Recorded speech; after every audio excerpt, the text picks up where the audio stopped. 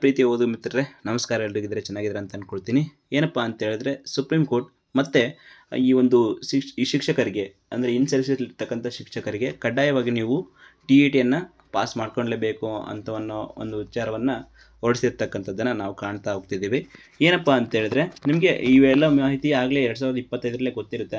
Almost ಆಗಿ September ತಿಂಗಳು ಅಂದರೆ ಏನು ಈ ಒಂದು ಹಿಂದೆ TET ನಡೆದಿತ್ತು, ಪರೀಕ್ಷೆ ನಡೆದಿತ್ತು. ಸೊ ಅದರಿಂದನೇ ನಮಗೆ ಗೊತ್ತಿದೆ ಅನಿಸುತ್ತೆ ಆಲ್ಮೋಸ್ಟ್ ಆಗಿ. ಏನಪ್ಪ ಅಂತ ಹೇಳಿದ್ರೆ, ನೀವು ಇನ್ನೂ 5 ವರ್ಷಗಳ ಸೇವಾ ಅವಧಿ ಇರ್ತಕ್ಕಂಥವರೆಲ್ಲರೂ ಕೂಡ ನೀವು TETಯನ್ನು ಕಡ್ಡಾಯವಾಗಿ ಪಾಸ್ ಮಾಡ್ಕೊಳ್ಳೇಬೇಕು ಅಂತಕ್ಕಂಥ ವಿಚಾರ ಬಂದಾಗ, ಸೊ ಅವಾಗ ಏನಾಗಿತ್ತಪ್ಪ ಅಂತ ಹೇಳಿದ್ರೆ, ಸೊ ಅದಕ್ಕೆ ಒಂದು ಪ್ರತಿರೋಧಗಳು ವ್ಯಕ್ತವಾಗಿದ್ವು.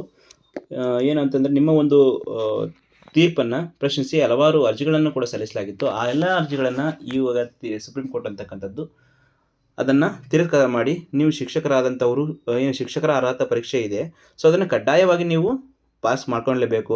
ಆದರೆ ನಿಮಗೆ ಕಾಲಾವಕಾಶವನ್ನು ಇಲ್ಲಿವರೆಗೆ ಕೊಟ್ಟಿದ್ದಂಥ ಕಾಲಾವಕಾಶವನ್ನು ಹೆಚ್ಚು ಮಾಡ್ತೀವಿ ಅಂತ ಹೇಳಿ 2028 ಆಗಸ್ಟ್ 31ರವರೆಗೆ ನಿಮಗೆ ಕಾಲಾವಕಾಶವನ್ನು ಹೆಚ್ಚಿಗೆ ಮಾಡಿದ್ದೀವಿ ಅಂತೇಳಿ ಒಂದು ತೀರ್ಪನ್ನು ಹೊರಡಿಸಿದೆ.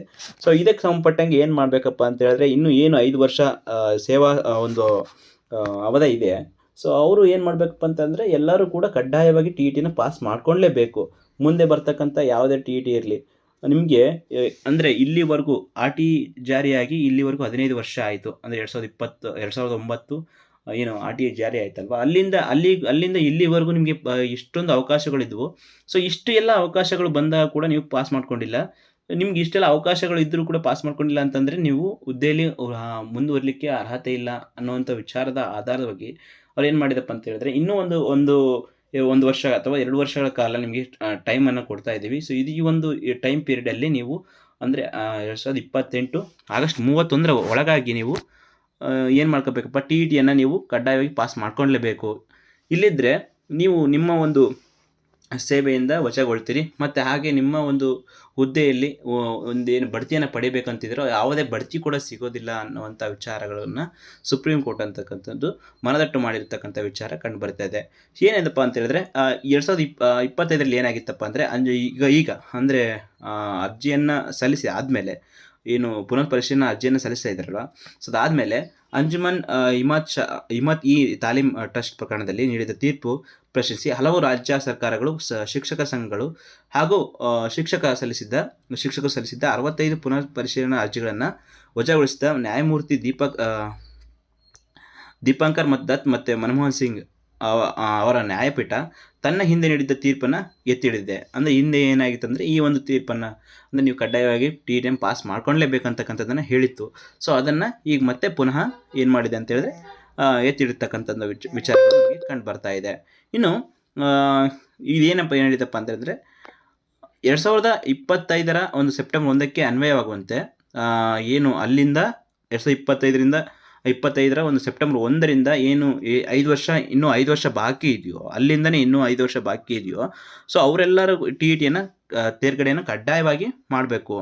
ಹಾಗೂ ಮಕ್ಕಳ ಉಚಿತ ಹಾಗೂ ಕಡ್ಡಾಯ ಶಿಕ್ಷಣ ಕಾಯ್ದೆ ಏನು 2009ಕ್ಕೂ ಜಾರಿಯಾಗುವ ಮುನ್ನ ಏನು ಸೇವೆಗೆ ಸೇರ್ಪಡೆಗೊಂಡವ್ರಿಗೂ ಅದಕ್ಕಿಂತ ಮುಂಚೆ ಏನು ಸೇರ್ಪಡೆಗೊಂಡಿದ್ರು, ಒಂದು ಶಿಕ್ಷಕ ಹುದ್ದೆಗೆ ಭರ್ತಿಯನ್ನಾಗಿದ್ದರು, ಅವರಿಗೂ ಕೂಡ TETಯನ್ನು ಕಡ್ಡಾಯಗೊಳಿಸಿದ್ದು 2025ರ ಆದೇಶವನ್ನು ಅವ್ರಿಗೇನು ಆದೇಶ ಹೊರಡಿಸಿತ್ತಲ್ಲ, ಸೊ ಅದನ್ನು ಮರುಪರಿಶೀಲಿಸಬೇಕಂತೇಳಿ ಅರ್ಜಿದಾರರು ನ್ಯಾಯಪೀಠದ ಮುಂದೆ ಕೋರಿದ್ರು. ಆದರೆ ಈ ಎಲ್ಲ ಅರ್ಜಿಗಳನ್ನು ಸಾರಾಸಗಟಾಗಿ ತಳಿಯಾಗಿರುವಂಥ ಒಂದು ನ್ಯಾಯಪೀಠ ಈಗೇನು ಉಳಿದಿರುವ ಸಮಯದಲ್ಲಿ ಹಾಗೂ ಸಂಪನ್ಮೂಲಗಳನ್ನು ಬಳಸಿಕೊಂಡು ನೀವು ಏನು ಮಾಡಬೇಕಪ್ಪ ಅಂದರೆ, TETಯನ್ನು ಕಡ್ಡಾಯವಾಗಿ ನೀವು ಪಾಸ್ ಮಾಡ್ಕೊಳ್ಳೇಬೇಕು. ಆದಷ್ಟು ಶೀಘ್ರಗತಿಯಲ್ಲಿ ನೀವು ಪಾಸ್ ಮಾಡ್ಕೊಳ್ಳೇಬೇಕು. ಅದು ಎಲ್ಲಿವರೆಗಪ್ಪ ಅಂತ ಹೇಳಿದ್ರೆ, 2028 ಏನು ಆಗಸ್ಟ್ 28ರವರೆಗೆ, ಅಂದರೆ 31 ಅಂತ ಹೇಳಿದೆ. ಸೊ ಅಲ್ಲಿವರೆಗೂ ಅಷ್ಟರೊಳಗೆ ನಿಮಗೇನು ಕಾಲ್ಫಾರ್ಮ್ ಆಗುತ್ತೋ TET, ಅದರಲ್ಲಿ ನೀವು ಕಡ್ಡಾಯವಾಗಿ ಪಾಸ್ ಮಾಡ್ಕೊಳ್ಳೇಬೇಕು ಅಂತೇಳಿ ಈಗಾಗಲೇ ಏನು ನಿಮಗೆ ಟೈಮ್ನ ನೀಡಿದ್ವಿ, ಅದನ್ನು ಮತ್ತೆ ಏನು ಈ ಟೈಮನ್ನು ಅಂದರೆ ಈಗೇನು 28 ಅಂತ ಕೊಟ್ಟಿದ್ದೀವಲ್ಲ, ಸೊ ಈ ಟೈಮನ್ನು ಮತ್ತೆ ಯಾವತ್ತೂ ಕೂಡ ನಾವು ವಿಸ್ತರಿಸುವುದಿಲ್ಲ. ಹಾಗಾಗಿ ಇದರೊಳಗೆ ನೀವು ಕಡ್ಡಾಯವಾಗಿ ಮಾಡ್ಕೊಳ್ಳೇಬೇಕು ಅಂತಕ್ಕಂಥದ್ದು ಸುಪ್ರೀಂ ಕೋರ್ಟು ಹೇಳ್ತಕ್ಕಂಥದ್ದು. ಹಾಗಾಗಿ ನೋಡಿ, ಮುಂದಿನ ಒಂದು ವರ್ಷದಲ್ಲಿ ಏನು ಪ್ರತಿ ವರ್ಷ ಇನ್ನೇನು ಜೂನ್ ಬಂತು, ಜೂನಲ್ಲಿ ಇನ್ನೇನು TET ಕಾಲ್ಫಾರ್ಮ್ ಆಗಲೇಬೇಕು. ಪ್ರತಿ ವರ್ಷಕ್ಕೊಂದ್ಸರಿ ಅಂತೂ ಕಾಲ್ಫಾರ್ಮ್ ಆಗುತ್ತೆ. 2 ವರ್ಷಕ್ಕೊಂದ್ಸರಿ ಮಾಡ್ತೀವಿ ಅಂತ ಹೇಳಿದ್ರು, ಆದರೆ 1 ವರ್ಷಕ್ಕೊಂದ್ಸರಿ ಅದಂತೂ ಮಾಡೇ ಮಾಡ್ತಿದ್ದಾರೆ. ಸೊ ಹಾಗಾಗಿ ಏನು ಮಾಡ್ತಾರಪ್ಪ ಅಂತ ಹೇಳಿದ್ರೆ, ನೆಕ್ಸ್ಟ್ ವರ್ಷ ಕೂಡ TETಯನ್ನು ಈ ವರ್ಷ ಕರೆದಾಗ ಎಲ್ಲ ಪತ್ರಿಕೆ ಅಂತಕ್ಕಂಥದ್ದು ಹೋದ ವರ್ಷದ ಥರನೇ ಇರಬಹುದು. ಸೊ ಇನ್ನೂ ಯಾರೆಲ್ಲ ಟಿ ಇ ಟಿಯನ್ನು ಓದಲಿ ಇನ್ನೂ ಮಾಡ್ಕೊಂಡಿಲ್ವೋ, ಸೊ ಅವ್ರಿಗೆ ಇದೊಂದು ಸದಾವಕಾಶ ಅಂತೇಳಿ ಅನ್ಕೋಬೋದು. ಸೊ ಹಾಗಾಗಿ ಎಲ್ಲರೂ ಕೂಡ ಟಿ ಇ ಟಿಗೋಸ್ಕರ ಓದಿ.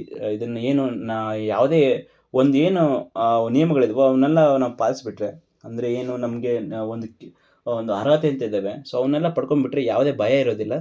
ಹಾಗಾಗಿ ಎಲ್ಲರಿಗೂ ಈ ಒಂದು ವಿಷಯ ಇಷ್ಟ ಆಗಿದ್ರೆ ಲೈಕ್ ಮಾಡಿ, ಶೇರ್ ಮಾಡಿ, ಕಮೆಂಟ್ ಮಾಡಿ. ಸಿಗೋಣ ಮತ್ತೆ ಮುಂದಿನ ವಿಡಿಯೋದಲ್ಲಿ ಹೊಸದೊಂದು ವಿಚಾರದೊಂದಿಗೆ. ಅಲ್ಲಿವರೆಗೂ ಧನ್ಯವಾದಗಳು. ಶುಭ ದಿನ.